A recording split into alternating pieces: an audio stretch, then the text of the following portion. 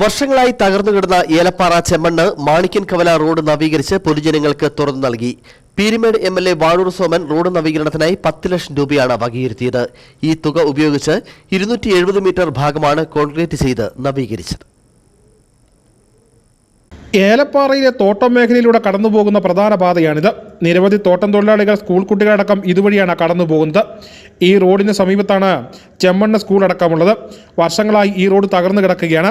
വലിയ കുണ്ടും കുഴിയുമായി ഗതാഗതം, കാൽനട തുടങ്ങിയവ ദുഷ്കരമായി മാറിയിരുന്നു. നിരവധി തവണ റോഡിന്റെ ദുരവസ്ഥ സംബന്ധിച്ച നാട്ടുകാർ നിവേദനങ്ങൾ നൽകിയിരുന്നു. ഇതിന്റെ അടിസ്ഥാനത്തിലാണ് പീരുമേട് എംഎൽഎ വാഴൂർ സോമൻ റോഡിന്റെ നവീകരണത്തിനായി 10 ലക്ഷം രൂപ വകയിരുത്തിയത്. ഇതിന്റെ നിർമ്മാണ പ്രവർത്തനങ്ങൾ പൂർത്തീകരിച്ച് റോഡ് പൊതുജനങ്ങൾക്കായി തുറന്നു നൽകി. കാലമായി പൊളിഞ്ഞ് കിടക്കുകയായിരുന്നു. ഞാനിവിടെ വന്ന സന്ദർഭത്തിൽ പ്രിയപ്പെട്ട മെമ്പർ എന്നോട് പണ്ടുവയ്ക്കണം എന്ന് പറഞ്ഞു. ഈ റോഡിൻ്റെ പ്രാധാന്യം എല്ലാവർക്കും അറിയാം. ചെമ്മണ്ണ് ഹയർ സെക്കൻഡറി സ്കൂളിലേക്ക് പോകേണ്ട റോഡാണ്. അതുകൊണ്ട് തന്നെ നമ്മുടെ കുട്ടികൾക്ക് ഏറ്റവും പ്രയോജനം ചെയ്യുന്ന റോഡാണ്. കൂടാതെ കാർഷിക മേഖലയും തോട്ടം മേഖലയും എല്ലാം ബന്ധിപ്പിച്ച് പോകുന്ന റോഡായതുകൊണ്ട് ഇതിൻ്റെ പണികൾ എത്രയും വേഗം പൂർത്തീകരിക്കണമെന്നാണ്. 270 മീറ്റർ ഭാഗമാണ് നവീകരിച്ചിരിക്കുന്നത്. ബാക്കി ഭാഗത്തെ നവീകരണ പ്രവർത്തനങ്ങൾ ഏലപ്പാറ ഗ്രാമപഞ്ചായത്തിന്റെ നേതൃത്വത്തിൽ തുടങ്ങിക്കഴിഞ്ഞു.